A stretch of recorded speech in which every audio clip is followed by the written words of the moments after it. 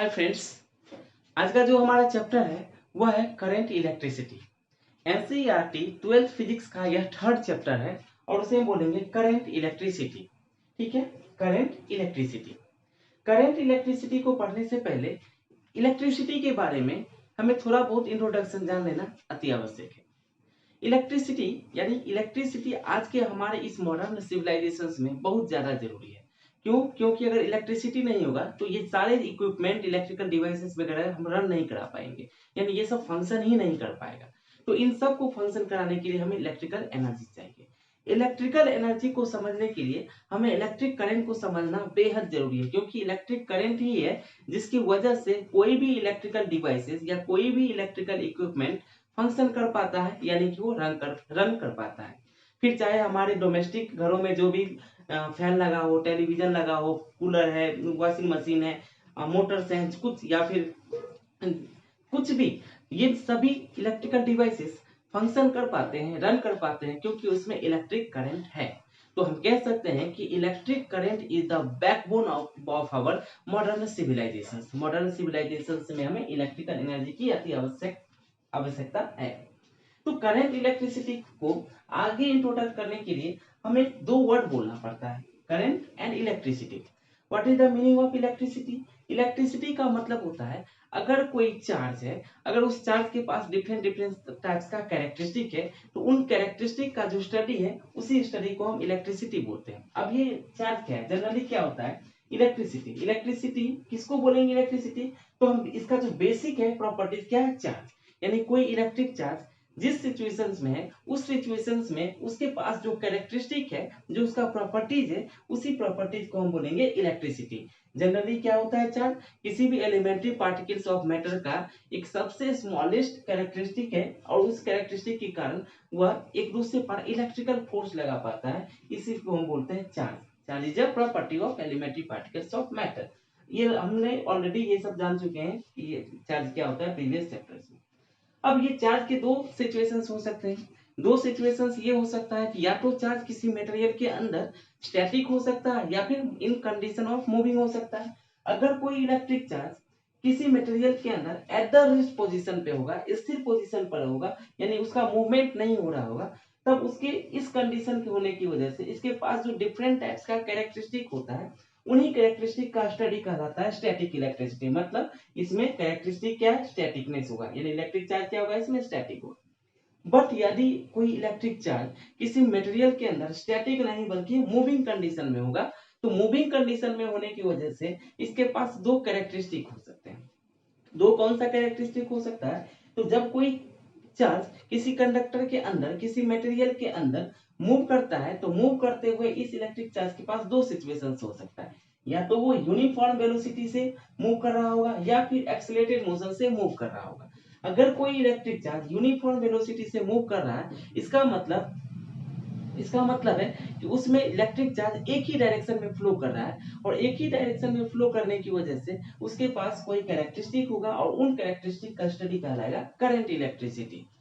लेकिन अगर कोई इलेक्ट्रिक चार्ज एक्सेलरेटेड मोशन में हो, तो उसमें क्या होता है? मैग्नेटिज्म भी इन्वॉल्व हो जाता है। चूंकि मैग्नेटिज्म इन्वॉल्व हो गया, इसलिए इस तरह की स्टडी को बोलेंगे इलेक्ट्रोमैग्नेटिज्म। आज का जो हमारा चैप्टर है, ना तो इलेक्ट्रोमैग्नेटिज्म है और ना ही इलेक्ट्रोस्टैटिक्स है। इसके बारे में हमने ऑलरेडी पढ़ लिया, इसके बारे में हम लोग आगे पढ़ेंगे, बट इससे पहले इसको पढ़ना बेहद जरूरी है। तो करंट इलेक्ट्रिसिटी में हम पढ़ेंगे study of electric charge in moving condition with uniform velocity. अब देखो, आगे बढ़ते हुए हम जान पाएंगे कि करंट भी दो टाइप्स का होता है। एक को बोलेंगे हम डायरेक्ट करंट, एक को हम बोलेंगे अल्टरनेटिंग करंट। यानी अगर करंट का डायरेक्शन एक ही डायरेक्शन में फॉरवर्ड हो, तब हम उसको बोलेंगे डायरेक्ट करंट। लेकिन अगर इसका डायरेक्शन अल्टरनेटिवली हो, तब हम इसे बोलेंगे अल्टरनेटिंग करंट। इसी चैप्टर्स में आगे बढ़ते हुए हम लोग कुछ डिफरेंट पॉइंट्स के बारे में ये जानने की कोशिश करेंगे कि जनरली किसी कंडक्टर के अंदर इलेक्ट्रिक करंट कब फ्लो होता है, फ्लो होने के बाद उसमें क्या डिस्टर्बेंसेस आते हैं, और कौन होता है जो फ्लो करता है। मतलब किसी मटेरियल के अंदर वोल्टेज क्या होता है, करंट क्या होता है, रेजिस्टेंस क्या होता है, और इलेक्ट्रिकल पावर क्या होता है। इन टर्म्स के बारे में जानना भी बेहद जरूरी है। इन टर्म्स को जानने के लिए हम लोग एक प्रैक्टिकल, एक सिचुएशन देखेंगे, उसी प्रैक्टिकल सिचुएशंस के आधार पर हम लोग बहुत आसानी से जान पाएंगे कि दरअसल इलेक्ट्रिक करंट क्या होता है और वोल्टेज क्या होता है। तो मैं ये आपको 3 सिचुएशंस, अलग अलग सिचुएशंस देता हूँ और इन सिचुएशंस को आपको एनालाइज करना है। फर्स्ट सिचुएशन है, एक तालाब है और तालाब में पानी है। दूसरा सिचुएशन है, रिवर यानी नदी है और नदी में पानी है क्या, एक जगह से दूसरी जगह फ्लो कर रहा है, यानी एक समान स्पीड से वो फ्लो कर रहा है। तीसरा कंडीशन क्या है, एक झरना है, एक वाटरफॉल है और इसमें जो पानी है बहुत तीव्र गति से जा रहा है। इन तीनों कंडीशंस में कॉमन चीज क्या है, वाटर, यानी कि तीनों कंडीशंस में वाटर कॉमन है और वाटर के मॉलिक्यूल्स कॉमन है। इन सभी कंडीशन, तीनों कंडीशंस में वाटर के मॉलिक्यूल सेम ही है, लेकिन फिर भी इनका जो कैरेक्टरिस्टिक है अलग अलग है। तालाब में जो पानी था वो एक ही जगह पर स्टैटिक था, रेस्ट में था, इसलिए वहां का मॉलिक्यूल, पानी का मॉलिक्यूल्स एक जगह से दूसरी जगह नहीं जा रहा था और हम कहते थे कि इसका प्रवाह बहुत कम है या नहीं है। नदी में क्या है, एक समान स्पीड से पानी के मॉलिक्यूल्स एक जगह से दूसरी जगह जा रहा था, तो हम उसको बोलेंगे इसमें प्रवाह है लेकिन इसमें कम है। झरना में हम बोल रहे थे कि पानी बहुत तीव्र गति से, यानी वाटर के मॉलिक्यूल्स इस कंडीशंस में बहुत तीव्र गति से एक जगह से दूसरी जगह जा रहे हैं। क्योंकि कंडीशंस ऐसा है, इसलिए हम ये देखते हैं कि किसी में प्रवाह बहुत कम है, किसी में क्या है स्टैटिक है और किसी में प्रवाह बहुत तेज है। तो हमें एक बात समझ में आना चाहिए कि इसी प्रवाह को हम जनरली बोलते हैं धारा, और इसी धारा को अंग्रेजी में बोला जाता है करंट। तो जिसमें धारा नहीं है उसमें हम कहेंगे करंट जीरो है, जिसमें धारा यूनिफॉर्म है तो हम उसमें बोलेंगे करंट है, और जिसमें धारा बहुत तेज में है उसमें हम बोलेंगे करंट बहुत ही ज्यादा है।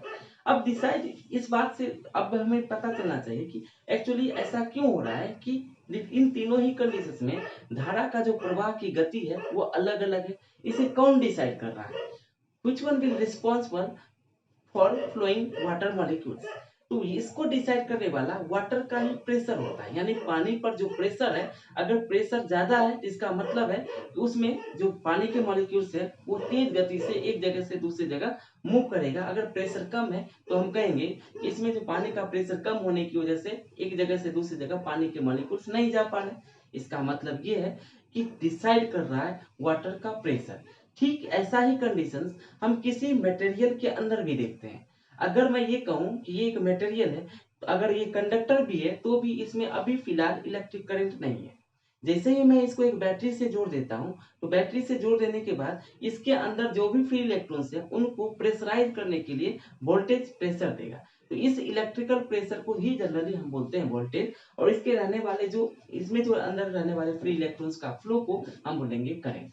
ठीक है, इसका मतलब है कि जब तक वोल्टेज नहीं होगा, जब तक इलेक्ट्रिकल प्रेशर नहीं होगा, तब तक करंट भी संभव नहीं होना।